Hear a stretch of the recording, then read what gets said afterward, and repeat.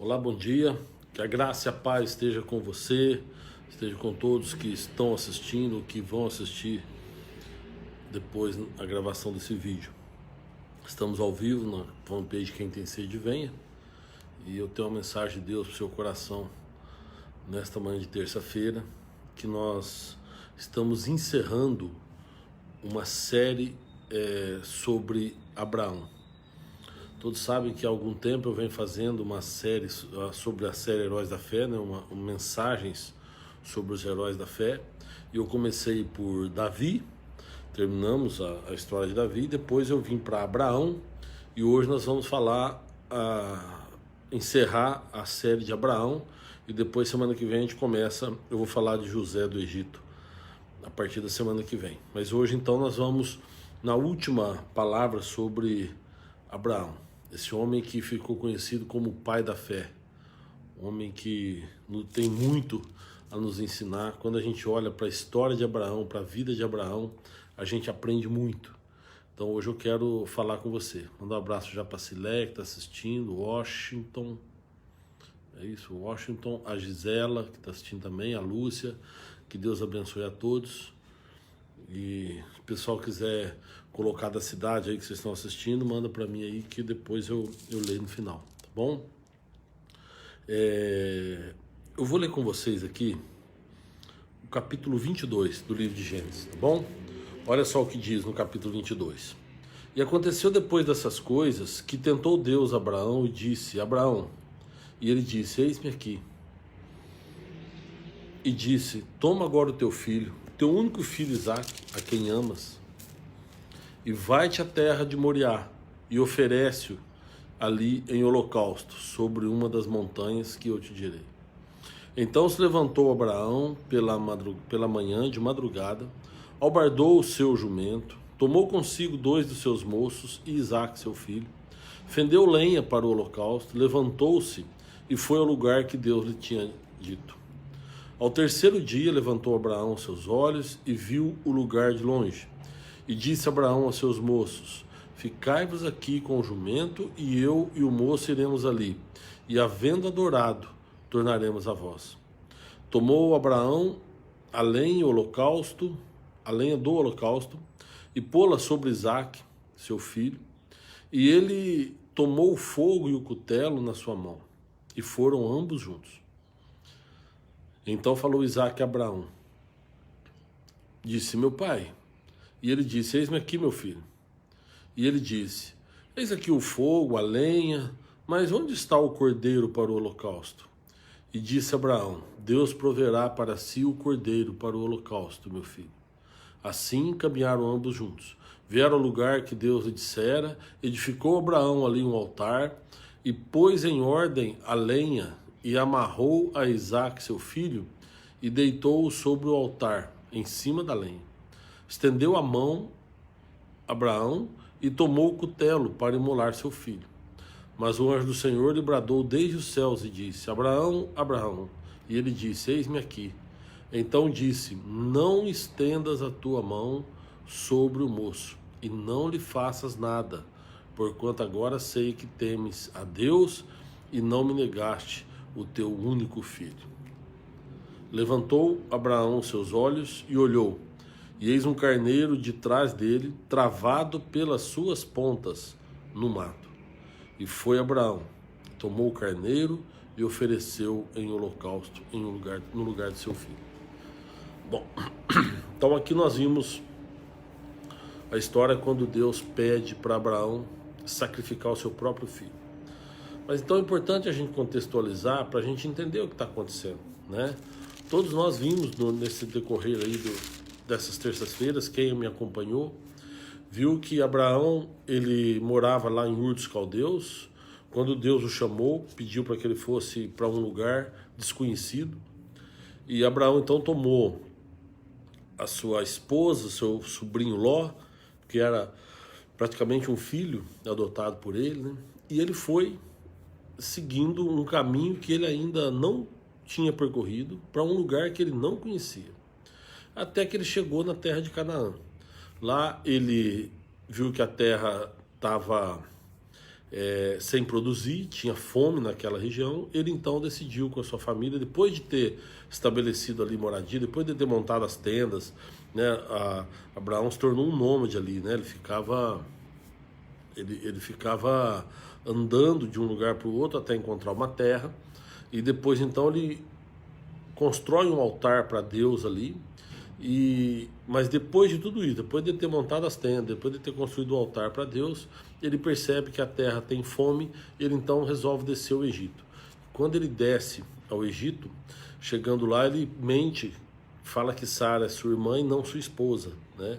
E aí então, por amor a Sara, o faraó leva Sara para dentro do palácio, e a Bíblia fala que ele a tomou por mulher, e por amor de Sara, o faraó acaba que enriquecendo Abraão. Até que um dia, por causa de umas pestes, umas doenças que atingiram todo o reino, o faraó descobriu que o problema estava na questão da Sara, né? Na questão dele coabitar com Sara. E aí então ele chama Abraão, repreende Abraão, fala: por que você não me falou a verdade? E Abraão explicou para ele que tinha medo de morrer e tal. O faraó então libera Abraão, deixa Abraão embora, na verdade expulsa Abraão do Egito, mas deixa Abraão levar tudo que ele tinha conquistado. Muito rebanho, muito gado, muita ovelha, muita comida, prata, ouro, tudo que Abraão tinha, Faraó autoriza ele levar com ele. E então, quando Abraão sai do Egito, ele sai praticamente rico. Ele e o filho dele, Ló. Desculpa, o sobrinho dele, Ló. E eles vão então de volta para Canaã, para a terra da promessa, para a terra que Deus tinha falado para ele ir.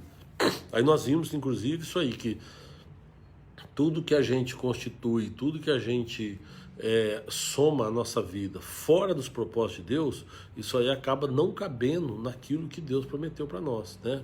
Nos propósitos que Deus tem para nós. Eles voltaram com muito gado, com muito rebanho, muitas coisas, e a terra que eles tinham ali não era suficiente para todo aquele gado. Começou a provocar uma briga ali entre o pessoal de Ló, que também tinha bastante, e o pessoal de Abraão, né? Eles tinham bem separados, mas apesar de viverem juntos, mas a Bíblia diz que os pastores de Ló começaram a brigar com os pastores de Abraão. E Abraão então chamou Ló, falou: meu sobrinho, vem cá, não é justo que a gente crie inimizade por causa de tudo isso que está acontecendo. Então o melhor que tem a fazer é a gente se separar aqui e continuar amigos, continuar com a nossa irmandade. E a gente separa, você pega o que é teu e vai para um lado e eu vou para o outro. Se você for para a esquerda, eu vou para a direita. Se você for para a direita, eu vou para a esquerda, enfim. E Abraão, com um gesto de humildade, falou para Ló, falou: você pode escolher o lugar para onde você quer ir. E aí diz a Bíblia que Ló viu então as campinas do Jordão, fala que elas eram irrigadas como o jardim de Deus, sabe, você vê, as campinas do Jordão eram como um paraíso, quando Ló escolheu. E aí então Ló foi para as campinas do Jordão e Abraão seguiu para outro caminho, ali perto da terra de Hebrom, e se estabeleceu ali. Acontece que Ló, então, ele montou suas tendas até a cidade de Sodoma. E aí nós sabemos a história que nós vimos também, que por causa do pecado, por causa da fossa moral que vivia aquela região, Deus, então, envia anjos e destrói a cidade de Sodoma e de Gomorra e outras cidades ali ao redor, e poupa a vida de Ló por amor de Abraão. Mas toda aquela campina do Jordão, toda aquela terra irrigada, ela foi destruída, né? Hoje a região lá é a região mais baixa do planeta Terra, está a 400 metros abaixo do nível do mar, e ali na região do Mar Morto. Então tudo aquilo ali foi destruído, e o Mar de Sal também, que até hoje não tem vida nenhuma lá. Enfim, paralelo a isso, né? Mas Abraão, ele recebeu uma promessa de Deus, que ele seria pai de uma multidão. O problema é que ele não tinha filho, Sara era estéril. E aí um dia Sara, isso eu estou contando na sequência, mas esse episódio que eu estou falando de Ismael foi antes, inclusive, da destruição de Sodoma e Gomorra. Mas é que eu estou fazendo um episódio paralelo para a gente entender a história. Então Abraão, ele não podia ter filhos, a Sara não podia ter filhos, e Sara então oferece para Abraão se ele não queria ter um filho com a escrava dela, com Agar, que ela tinha trazido do Egito. E Abraão concorda, porque Deus tinha prometido para ele que ele ia ser pai de uma multidão. Mas como querer ser pai de uma multidão se ele não tinha filhos? Ele decide então dar uma ajudinha para Deus. E aí ele tem um filho com a escrava Agar. O problema é que aí começa realmente alguns problemas na vida de Abraão, porque depois disso a Agar começou a desprezar Sara, e acho que ela se achou, pô, eu sou mãe do primogênito de Abraão, né? E aí trouxe muitos problemas para eles. Enfim, depois de tudo isso, um dia Abraão recebe a visita de um anjo do Senhor e promete para ele mais uma vez que ele ia ter um filho, né? E então, Abraão, nesse momento que ele entendeu que Ismael não era o filho da promessa, o filho da promessa ainda estava por vir, apesar de Deus não ter falado nada para ele. Nós vimos isso semana passada, né? No nascimento de Isaac. Enfim, Sara ficou grávida e teve um filho aos 90 anos de idade. Abraão tinha 100 anos e Sara tinha 90 anos. E eles tiveram um filho chamado Isaac. Esse sim era o filho da promessa. E Abraão circuncidou o menino, estava tudo certo, tudo vivendo numa boa, até que então, a história que nós lemos aqui hoje. Quando Deus ele aparece a Abraão e diz para Abraão: eu quero que você sacrifique seu filho Isaac. Abraão pega o menino, aí a história que nós vimos aqui, né? Pega o menino, vai até onde Deus tinha mandado para ele. Onde que Deus tinha mandado para ele? No Moriá, olha só. Deus fala para ele assim, ó: e disse, toma agora o teu filho, o teu único filho Isaac, a quem amas, e vai-te à terra de Moriá. Aqui começam os mistérios, meu amado, porque quando Deus fala para Abraão, você vai até a terra de Moriá, a terra de Moriá é exatamente onde hoje está a cidade velha de Jerusalém, onde foi constituído o templo.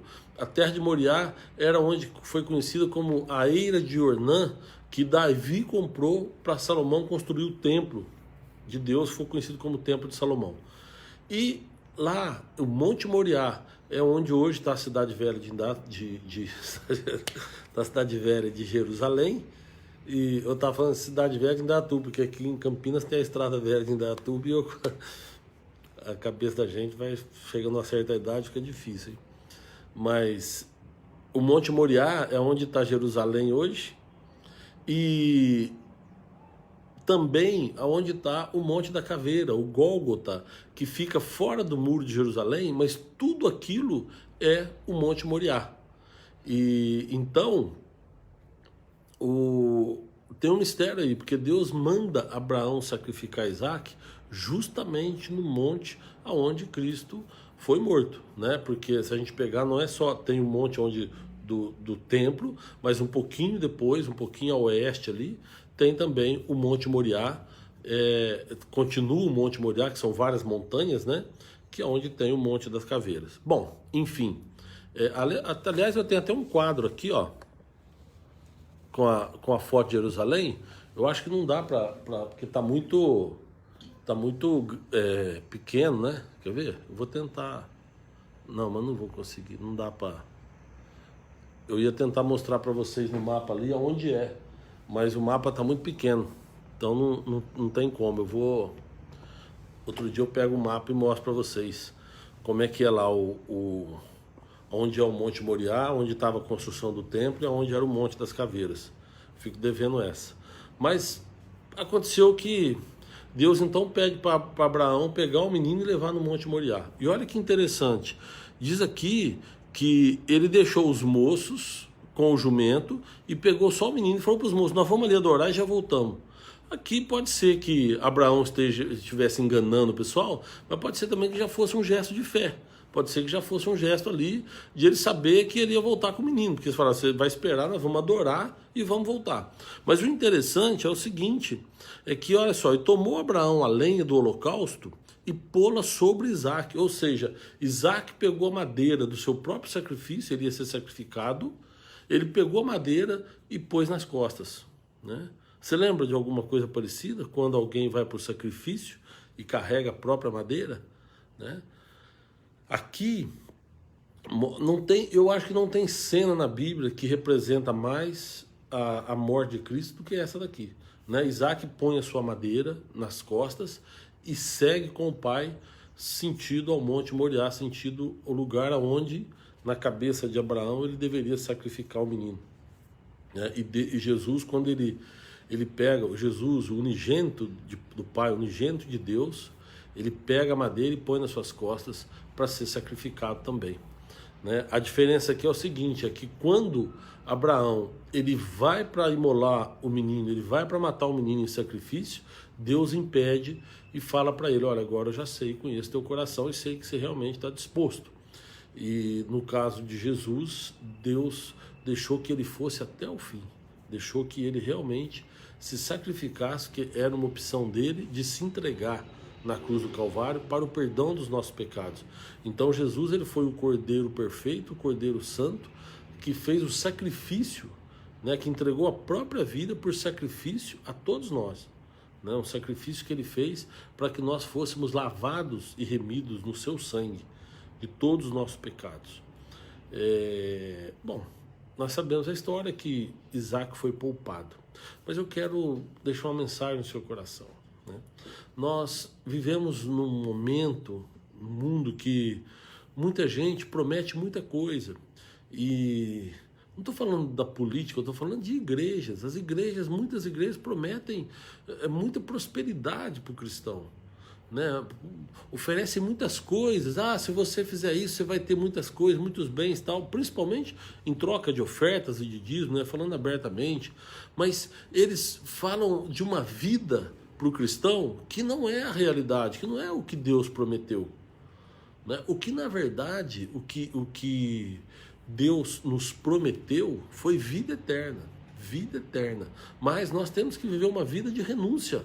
Nós temos que viver uma vida de renúncia. Se você pegar lá a passagem do jovem rico, que está lá em Lucas 18, né? Do jovem rico, olha só. O Jesus, ele está quase chegando em Jericó. Tem a famosa história também de Zaqueu, que teve um louvor famoso, né? Mas antes de chegar em Jericó, ele encontra um jovem rico, olha só, e perguntou-lhe um certo príncipe, dizendo, bom mestre, que hei de fazer para herdar a vida eterna? Olha o que o rapaz quer, o que eu preciso fazer para herdar a vida eterna? Jesus disse, por que me chamas bom? Ninguém há bom senão um que é Deus. Sabes os mandamentos, não adulterarás, não matarás, não furtarás, não dirás falso testemunho, honra teu pai e tua mãe. E disse o rapaz, todas essas coisas eu já tenho observado, desde a minha mocidade. E quando Jesus ouviu isso, disse-lhe, ainda te falta alguma coisa. Vende tudo quanto tens, reparte-o pelos pobres, terás um tesouro no céu. Depois vem e segue-me. Mas ouvindo ele isso, ficou muito triste, porque era muito rico. Olha só, foi aí que Jesus falou que é mais fácil um camelo entrar no furo de uma agulha do que um rico no céu. O jovem era muito rico, e ele ficou triste quando Jesus falou para ele, vai e vende tudo que você tem. Aqui não é uma questão financeira, é uma questão de renúncia. O que acontece? Você viu que o jovem observava todos os mandamentos, ou seja, ele era um homem ligado às questões divinas, às questões de Deus. Ele era um homem que acreditava nas leis de Moisés, acreditava em tudo aquilo, e ele cumpria os mandamentos de Deus. Mas ele tinha algo que impedia que ele tivesse uma intimidade profunda com Deus, que ele tivesse uma intimidade maior com Deus. E o que era isso? As riquezas que ele tinha. A riqueza é pecado? Não. No caso desse rapaz, o que está falando aqui é o seguinte, a riqueza dele impedia que ele chegasse a Deus. Talvez na sua vida não seja riqueza, talvez seja, sei lá, o futebol, a novela, a bebida, droga, prostituição, não sei. Tem coisas, tem deuses que a gente cria para nós que nos impede de chegar na comunhão com Deus. Porque nós devemos ter um Deus único. E o que Jesus sabia aqui é que as riquezas daquele jovem o impedia. Por quê? Porque ele não queria abrir mão disso. Ele se recusava a renunciar às riquezas para andar com Cristo. Então, por isso, Jesus falou para ele, você tem que renunciar se você quiser caminhar comigo. Se você quiser... O que o jovem perguntou? O que eu preciso fazer para ter vida eterna? O jovem não perguntou o que eu preciso fazer para viver bem, o que eu preciso fazer para ter uma vida tranquila, não. eu preciso ter vida eterna. O que eu quero para ter vida eterna? E Jesus falou para ele, você tem que ter uma vida de renúncia. Você tem que andar na presença de Deus e saber renunciar a determinadas coisas. No caso dele, as riquezas. Ele se recusou porque era muito rico e a riqueza era algo que fazia realmente parte da vida dele. Agora, olha só, o que Deus aqui pede para Abraão? Provavelmente, se a gente for ver o contexto, Abraão tinha 100 anos quando nasceu Isaac. Abraão, ele era um homem que, imagina como ele devia amar esse menino. Porque esse menino, Abraão, primeiro, até os 75 anos, ele não tinha filhos e nem imaginava. Quando ele fez 75 anos, foi que Deus tirou ele lá da terra dele e prometeu para ele que ele ia ser pai de uma grande nação. Então, desde os 75 anos, Abraão esperou muito por esse filho. E demorou 25 anos para que Deus cumprisse a promessa dele. E aí o que aconteceu então? Imagina, no filho da velhice, né? Hoje nós temos tantos avós aí, a avó coruja, né? Que os avós e os avós que, nossa, quando tem um neto, ficam apaixonados, né? E imagina então Abraão, na sua velhice, tendo um filho, como ele gostava desse menino, né? E o que eu imagino aqui? Eu imagino, não tem isso na Bíblia, o que eu imagino é que aquele menino passou a interferir na relação de Abraão com Deus, passou a interferir na relação que Deus tinha diretamente com Abraão. Abraão começou a dividir as suas emoções, o seu amor, enfim, as suas atenções, e isso prejudicaria, por quê? Porque Deus tinha uma grande obra para fazer na vida de Abraão. Então, o que ele nos ensina aqui é o seguinte, é que nós temos que amar a Deus de todo o nosso coração, todo o nosso entendimento, com todas as nossas forças. E aí, depois disso é que a gente tem que cuidar das outras coisas, né? Primeiro Deus na nossa vida. E o que Deus então fala para Abraão? Pede para ele só aquilo. Abraão vivia de renúncias. Se a gente pegar, Abraão estava vivendo de renúncia. Olha, ele renunciou à cidade que ele morava, a terra dele. Ele renunciou os parentes dele, porque Deus fala para ele, sai da tua terra, da tua parentela. Então, e ele saiu. Então, ele renunciou parentes, renunciou à terra que ele morava, a cultura dele, que ele renunciou, os amigos, né?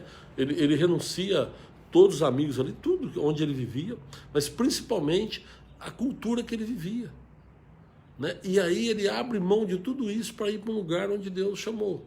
Aí ali ele renuncia também beleza, quando ele deixa Ló escolher, por exemplo, a terra, ele renuncia também àquilo que poderia ser melhor para ele, mas o que era bom aos olhos, o que era bom à vista, mas não para que ele pudesse. Tem aquele ditado que fala que o pouco com Deus é muito, muito sem Deus é pouco, né? A história de Ló com Abraão é claro isso. Ló escolheu o lugar mais bonito, verdejante, que era irrigado, e aí de repente destruiu. Por quê? Porque era uma região que estava enterrada no lamaçal do pecado, estava na fossa moral. E Abraão, que ficou com a pior parte, na verdade aos olhos humanos, na verdade ali que Deus ia abençoá-lo. Então ele abriu mão também dessa coisa da beleza, abriu mão de bens e riqueza. Quando o rei Kedorlaomer, ele vem, era o rei de Elão, ele vem e ele até confirmar aqui se é esse mesmo nome do sujeito aqui, peraí, porque é um nome tão complicado que eu vou falar uma coisa pra vocês, hein? Eu vou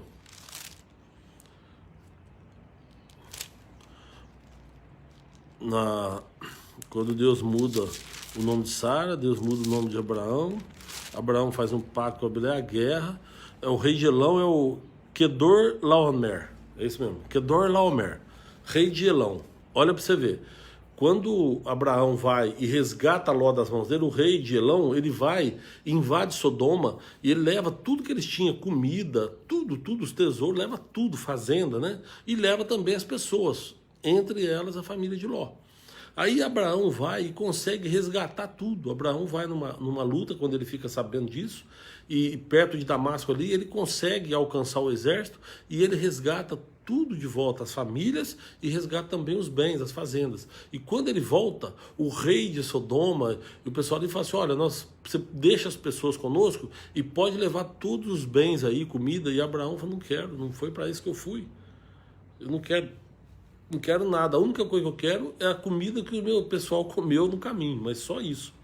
Então, olha só, ele abriu mão também de bens, de riquezas, ou seja, Abraão teve uma vida de renúncia, e ele teve uma vida com Deus, de obediência com Deus, porque quando Deus o chamou, ele estava pronto para atender. E aí, de repente, Deus fala para ele, ainda te falta uma coisa, assim como Jesus falou para aquele jovem rico. Deus fala, Abraão, pô, você é um cara que anda comigo, nós somos amigos, eu poupei a vida de Ló por sua causa, quando destruiu, né, a Sodoma e Gomorra.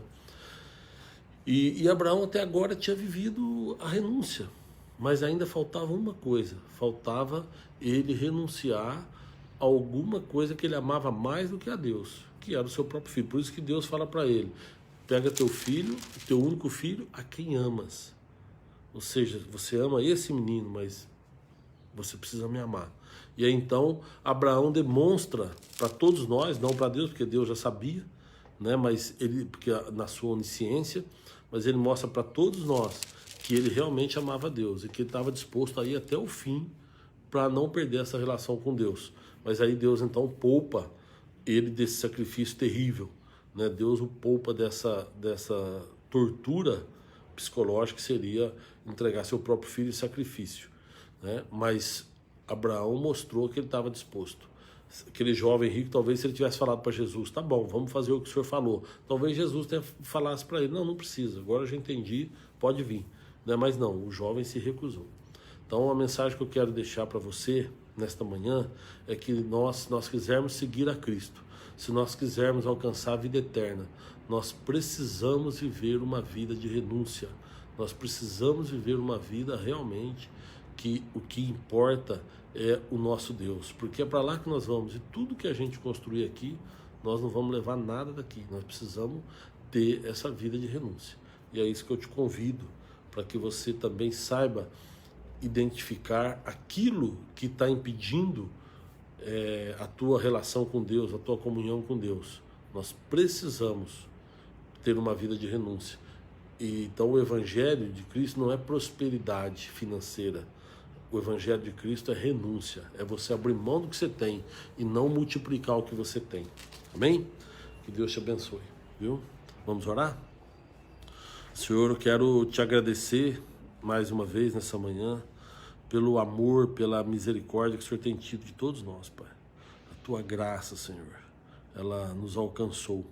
Muitos de nós não temos ainda a plenitude da graça, porque tem coisas que a gente não quer abrir mão, tem coisas que a gente ainda insiste, Pai, em continuar conosco e não queremos renunciar muitas coisas, Pai. Então eu quero te pedir, ó Deus, nesta manhã, que o Senhor venha com a tua graça e misericórdia e nos cubra de bênçãos, Pai, para que a gente aprenda a renunciar a própria vida, se necessário, mas para alcançarmos a vida eterna que é ao teu lado. Então, Deus, abençoe, Senhor, o teu povo, abençoa a tua igreja, Pai. Nos ensina, Senhor, a caminhar contigo e que o amor de Cristo esteja em nós. E assim como o próprio Cristo orou, né, que o amor que o Senhor tem nele esteja também em nós, para que, como o Senhor e ele são um, a gente também possa ser um com ele, e que o amor dele esteja em nós e que ele também esteja em nós. Assim como ele orou em João 17, eu quero te pedir também, ó Deus, eu sei que não sou digno, mas Jesus Cristo, pela morte na cruz, ele se tornou indigno para que fôssemos dignos. Então, por isso eu te peço, por isso, Senhor, baseado na morte de Cristo na cruz, é que eu clamo ao Senhor por misericórdia das nossas vidas. Em nome de Jesus, amém. Amém. Amados, obrigado, viu, todos que estiveram aí comigo, tá? Eu vou mandar aqui uns alô aqui do pessoal, a Vanusa, a Lúcia, o Paulo Silva, a Paula Silva, que escreveu Louvado Seja Deus, o Flávio de Santana, que escreveu Ô Glória, a paz do Senhor, paz, viu, amado? A Regina, a Rê, a Fran também, o Paulo Eduardo, obrigado, meu amigo, mensagem inspiradora, muito obrigado, viu, Paulo? Deus te abençoe. O Carlos, a Eliana, a Maria Pereira, Vanusa, Eurípides, a Rô, o Vanderlei, a Rosângela, o Vanderlei é meu primo, a Maria Cruz, escreve Deus é fiel, quem mais? A Cleia, a Sônia, a Helena, Deus abençoe também, o Valdenê, que Deus te abençoe, Valdenê. Quem mais? Deixa eu ver. Vixe, bastante gente aqui, eu tô vendo, tem uns nomes aqui que estão repetidos, a Eroni, o João Carlos, a Eroni escreveu Aleluia. Bom, o Otair, meu irmão, Otair Guimarães, escreveu aqui, bom dia, meu caro amigo, bom dia, Otair, que Deus abençoe você, a Valéria, todos vocês aí, a Tânia também, e alguns que eu já falei no começo, a Jaque também, né? Enfim, bastante gente. Deixa eu ver se tem alguma cidade aqui, mas acho que não tem o nome das cidades, né? Deixa eu ver, Agi...